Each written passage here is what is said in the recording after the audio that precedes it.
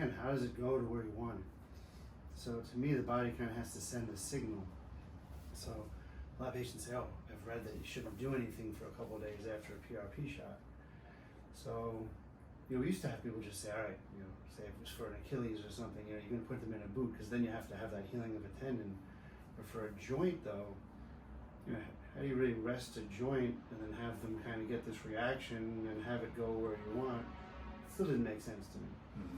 So I was thinking, when you actually don't stop what you're doing and you're walking or doing exercise, whatever, you're still aggravating that area that brought them, to you to get fixed. So that aggravation is technically, to me, the signal for where the PRP should go. So I have people still stay active, because then technically you think it should migrate where it's supposed to go. Mm-hmm. And I found that it's not stopping it from working. It's actually works better. Why do they say? I'm not sure, because I think no one really knows. There's not really good studies on it. So yeah, I never figured out. I mean, it makes sense. We typically look for tendons. I can see that. Yeah, that's I think makes sense. Joint's a very good point. For a joint, what's the purpose of mobilizing someone?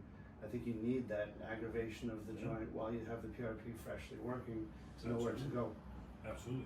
It's interesting when we do the microfracture in the bone for the isolated defects in the cartilage lining, and we stimulate the blood to come out, creating the stem cells to come out. We typically put the patient into a continuous passive motion machine where when they home, when they recover, so they can bend and extend the knee, because it's the range of motion that stimulates the healing and regeneration and cartilage growth. It's that motion. Yeah. Motion is key to life and all that, right? It's important for our heart, important for our brain, important for our bodies. But that motion stimulates cartilage healing. Our body can heal itself. It's extraordinary, and that's what we're doing. We're helping the body heal itself.